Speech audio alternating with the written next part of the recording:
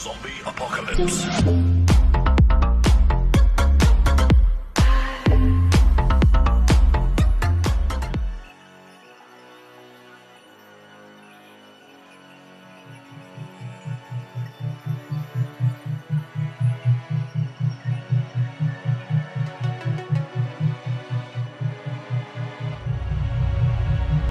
Nuclear fusion reaction में इस्तेमाल की जाने वाली ये यूरेनियम से बनी हुई रॉड्स हमें 6 से 10 सालों तक इतनी हीट देता रहता है जिससे हम पानी को स्टीम में कन्वर्ट कर सकते हैं और उसकी मदद से हम इलेक्ट्रिसिटी बना सकते हैं। लेकिन फिर धीरे धीरे इसकी हीट रिलीज करने की कैपेसिटी कम होने लगती है और फिर ये रॉड हमारे लिए किसी भी काम की नहीं रह जाती। इसी की तरह ये रिएक्टर्स मतलब जिसके अंदर ये रॉड्स रखी होती है उसके अंदर जितने भी पार्ट्स हम इस्तेमाल कर रहे होते हैं वो इतने सालों तक इस रॉड के कांटेक्ट में रहता है। इसी वजह से वो सारे के सारे मटेरियल्स भी रेडियो एक्टिव बन जाते हैं और फिर जब एक बार उस न्यूक्लियर रिएक्टर्स में से उन रॉड्स को बाहर निकाल लिया जाता है तो जो बचा हुआ पार्ट है तो वो भी हमारा एक न्यूक्लियर वेस्ट ही कहलाता है। तो अगर मैं इन रॉड्स की बात करूँ तो ऐसा नहीं है कि ये रॉड रेडिएशन बिल्कुल ही इमिट करना बंद कर देगी, नहीं, अभी तो ये करीब 10 से 30 हजार सालों तक लगातार रेडिएशन इमिट करते रह सकती है और वो भी इतनी जिसे पूरा का पूरा एक शहर बर्बाद किया जा सकता है। लेकिन अब क्योंकि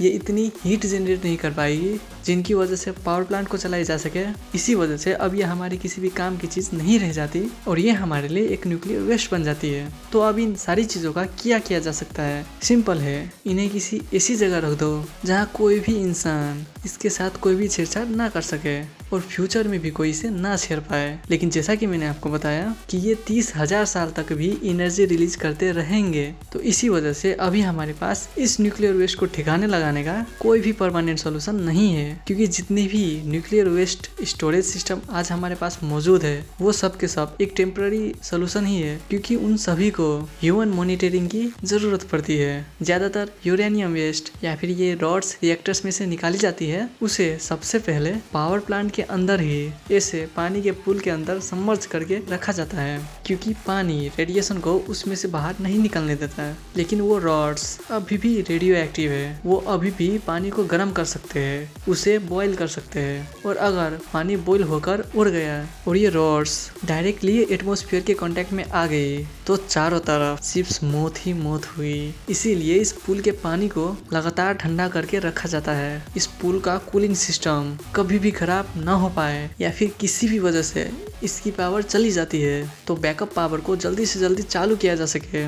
इसीलिए इस पूरे एरिया को लगातार इंसानों की निगरानी में रखा जाता है। और ऐसा ही कुछ हुआ था जापान के फुकुशिमा न्यूक्लियर पावर प्लांट के एक्सीडेंट में। उसमें इस पूल का जो कूलिंग सिस्टम है वो किसी वजह से खराब हो गया और उसकी वजह से उसमें भरा हुआ पानी बॉयल होकर उड़ने लगा और यूरेनियम का कुछ हिस्सा डायरेक्ट एटमॉस्फेयर के कांटेक्ट में आ गया और उसने पूरे इलाके को खतरे में डाल दिया। हालांकि वहां मौजूद एम्प्लॉय ने तुरंत एक्शन लेते हुए कूलिंग सिस्टम को दोबारा से स्टार्ट किया और जब तक पानी इतना कम हो जाता जिससे रेडिएशन बहुत ज्यादा लीक हो जाती उससे पहले ही कूलिंग सिस्टम को ठीक करके उसमें वापस से पानी भर दिया गया। उस घटना में बहुत सारे लोगों को जान तो नहीं गई जैसा कि चेरनोबिल के केस में हुआ था, लेकिन फिर भी इस घटना को न्यूक्लियर हिस्ट्री का सबसे खतरनाक मेल्टडाउन में से एक माना जाता है। अब ये रॉड्स पानी में करीब 10 से 20 सालों तक यहाँ पर रहती है और क्योंकि ये पानी इतने सालों तक लगातार इस रॉड्स के डायरेक्ट कांटेक्ट में रहते हैं और ये भी एक न्यूक्लियर वेस्ट ही होता है। और खबर ये आ रही है कि जापान का एक न्यूक्लियर पावर प्लांट है, उसने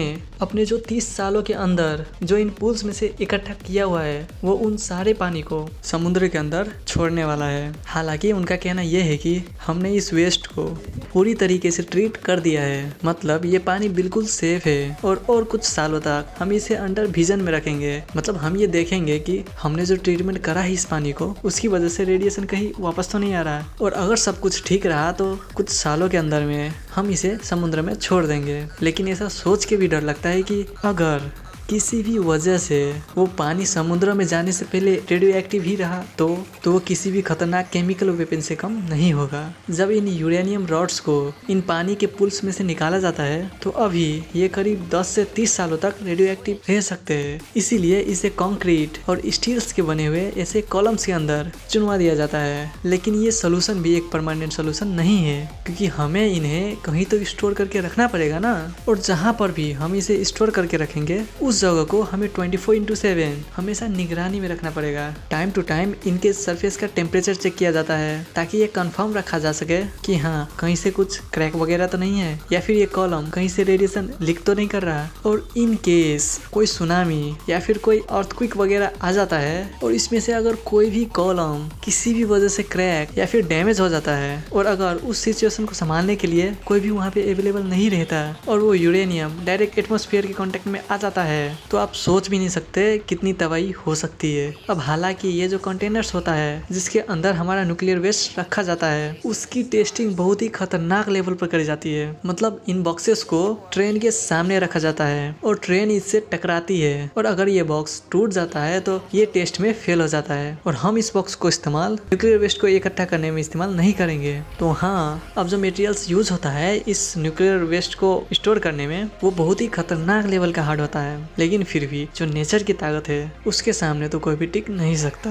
तो अब इस न्यूक्लियर वेस्ट से बचने के हमारे पास 3 सोल्यूशन है। नंबर 1, या तो हम न्यूक्लियर एनर्जी कोई अल्टरनेटिव ढूंढ लें जो इतने ही इफिशियंसी के साथ काम कर सके, जो कि अभी तो हमारे लिए कर पाना काफ़ी ज़्यादा मुश्किल है क्योंकि जो विंड और सोलर एनर्जी है उसमें जो कॉस्ट लगती है हमारी 1 जूल एनर्जी को प्रोड्यूस करने में वो इसके मुकाबले में काफ़ी ज़्यादा है। सॉल्यूशन नंबर 2, या तो हम न्यूक्लियर वेस्ट को हार्वेस्ट या फिर डिस्पोज करने का कोई तरीका ढूंढ लें और डिस्पोज करने का ऐसा ही तरीका निकाला है फिनलैंड ने। फिनलैंड में कोई ऐसी जगह मौजूद है जहां आज तक ना तो किसी सुनामी का बहुत ज़्यादा इम्पैक्ट पड़ा है और वहां पर किसी भी तरह के अर्थक्वेक का कोई मेजर इम्पैक्ट हमें आज तक देखने को नहीं मिला है। इसीलिए इस जगह पर न्यूक्लियर वेस्ट को परमानेंट डिस्पोज करने के लिए अंडरग्राउंड चेम्बर्स बनाए जा रहे हैं जिसके बनने के बाद किसी भी इंसान की निगरानी की जरूरत नहीं पड़ेगी। अच्छा, अब आप सोच रहे होंगे ना कि ये जो यूरेनियम के रॉड है ये हमें एनर्जी तो हमें 10 साल तक ही दे पाती है, मतलब इलेक्ट्रिसिटी हम इससे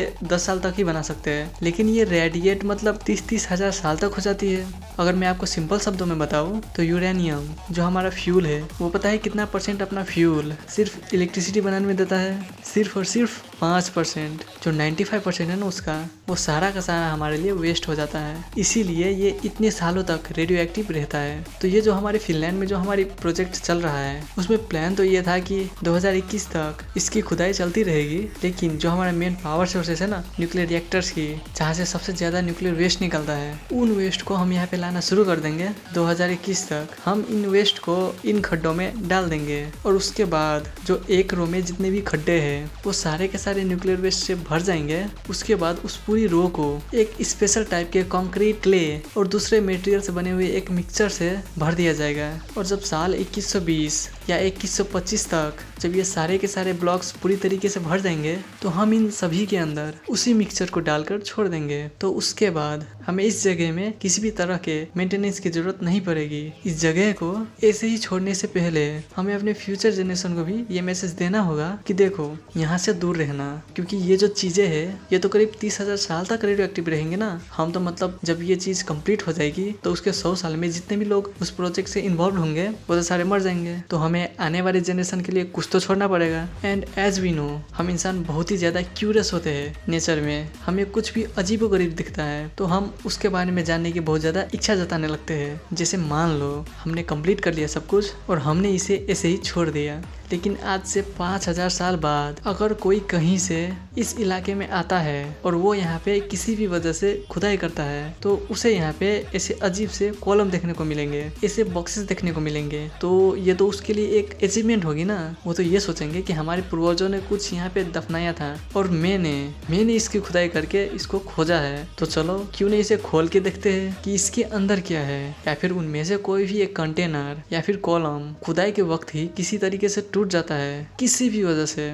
तो वो भी कितना ज्यादा तबाही मचा सकता है वो तो हम सब जानते ही है। तो इसीलिए गवर्निंग बॉडीज ने एक मैसेज तैयार किया है। मैंने ये मैसेज नीचे डिस्क्रिप्शन में डाला हुआ है, आप वहाँ से भी उसे अच्छे से पढ़ सकते हो। तो ये मैसेज हमें अपनी आने वाली जनरेशन को जनरेशन टू जनरेशन पास करना होगा, क्योंकि ये मैसेज अगर प्रॉपरली आगे तक नहीं पहुँचता तो हम तो बच जाएंगे, लेकिन हमारे फ्यूचर जनरेशन का क्या होगा पता नहीं। लेकिन अब आप सोच रहे होंगे कि हम बात कर रहे हैं 5000 साल की, 10,000 साल की, मतलब तब तक तो शायद इंसान जैसा रहे ही ना, या फिर इंसान नाम की कोई चीज़ ही ना रहे। तो ऐसे में हमारे लैंग्वेज कैसे रह पाएगी? मतलब हम मैसेज लिख कर डालेंगे तो हमारे लैंग्वेज कैसे सामने वाले को समझ में आएगी? इसीलिए हमें इस मैसेज को ऐसे छोड़ना होगा ताकि इसमें किसी भी तरह के लैंग्वेज बैरियर रहे ही ना। और इसके लिए हम इस्तेमाल करेंगे ग्राफिटी का, मतलब पेंटिंग, फोटोज या फिर इमेजेस का। जैसे हमने गुफाओं में मौजूद पेंटिंग की मदद से ये पता करा कि हमारे पूर्वज कैसे दिखते थे, वो क्या क्या काम करते थे, वैसे ही हम भी अपनी वार्निंग को पेंटिंग या फिर इमेजेस के जरिए अपनी फ्यूचर जनरेशन को बता पाएंगे कि भैया देखो, अगर आप इसे खोलोगे तो आप मरोगे। लेकिन चलो 5000 सालों तक तो ठीक है, मान लिया हमारी वार्निंग सामने वालों को समझ में आ जाएगी। लेकिन अगर धरती पर लाइफ खत्म हो गई, जो कि ऑब्वियसली 1000 साल तक भी नहीं लग रहा है कि टिक पाएगी, अगर यहाँ पर लाइफ खत्म हो गई और आज से 20,000 या फिर 40,000 साल बाद एक कम्प्लीटली दूसरी स्पीसीज इस धरती पर आती है और उन्हें ये बिल्कुल भी आइडिया नहीं है कि प्लेनेट पे कैसी चीजें रहती थी, वो कैसी दिखती थी, उन्हें यही नहीं पता होगा कि भाई मरने का मतलब क्या होता है, तो उनके लिए तो ये ग्राफिकल मैसेज को भी समझ पाना काफी ज्यादा मुश्किल होगा। साइंटिस्ट के पास इसका कोई भी सोल्यूशन मौजूद नहीं है। लेकिन अगर हम सिर्फ अपने बारे में सोचें तो किसी का सजेशन ये भी है कि इस इलाके के बारे में किसी को भी बताओ ही मत। ना ही इंटरनेट पे इस जगह की कोई लोकेशन होगी, ना ही कोई फाइल्स के अंदर इसका कोई रास्ता होगा। ये जगह पूरी दुनिया के मैप से गायब कर दी जाए ताकि कोई कभी इस इलाके के बारे में जान ही ना पाए। और इंफ्रास्ट्रक्चर के पॉइंट ऑफ व्यू से देखा जाए, मतलब आगे फ्यूचर में अगर कोई मतलब कि ऐसा कोई बड़ा प्रोजेक्ट यहाँ पे बनाया जाएगा तो ये जगह एक ऐसी जगह पे मौजूद है जो आने वाले कई सालों तक, मतलब 1000-2000 सालों तक इस जगह पे किसी भी तरह के इंफ्रास्ट्रक्चर करना कोई भी सेंस नहीं बनाता। क्योंकि यहाँ आसपास ना तो कोई नेचुरल रिसोर्सेस है, ना तो यहाँ आसपास ऐसी कोई चीज है जो कि यहाँ पे अगर हम बनाए तो उसका हम फायदा उठा सके। तो इसीलिए आइडिया ये है कि अगर हम इस जगह के बारे में किसी को बताएंगे ही नहीं तो यहाँ पे कोई आएगा ही नहीं। तो ये जो सोल्यूशन है वो ये बता रहा है कि भैया देखो, हम अपने बारे में सोच रहे हैं, हम तो बच जाएंगे, आने वाली जनरेशन अपना खुद देखेगी। इसीलिए इन्हीं सारी चीजों को देखते हुए साइंटिस्ट का कहना है कि 2050 तक न्यूक्लियर रिएक्टर्स का अल्टरनेटिव हमें किसी भी तरीके से ढूंढना ही होगा। क्योंकि आज तक जितना भी न्यूक्लियर वेस्ट हमारे पास मौजूद है, अगर वो सारा का सारा हम इस जगह पे बने हुए ब्लॉक्स के अंदर डाल भी देते हैं और मान लो आने वाले कुछ और सालों तक भी जो यूरेनियम से हमारा न्यूक्लियर वेस्ट निकलेगा वो भी हम यहाँ पे डाल देते हैं, लेकिन उसके बाद जो इकट्ठा होगा उसका क्या? वो तो फिर वही प्रॉब्लम चालू हो गई, क्योंकि यहाँ पे जगह लिमिटेड ही है ना। इसलिए हमें इस न्यूक्लियर पावर प्लांट का कोई ना कोई अल्टरनेटिव ढूंढना ही होगा और शायद हमारे पास उसका सोल्यूशन है भी, लेकिन ऑन पेपर, और वो है न्यूक्लियर फ्यूजन, जो कि हमारा तीसरा सोल्यूशन हो सकता है।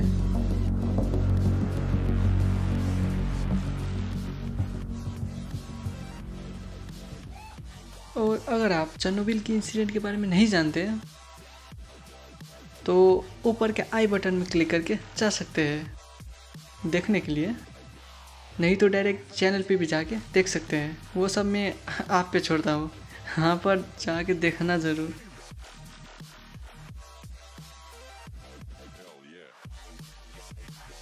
तो चलिए वापस न्यूक्लियर पावर प्लांट में आते हैं और इसी के साथ मिलते हैं एक नए कमाल की वीडियो के साथ, पार्ट 3 के साथ। तब तक के लिए bye bye and take care.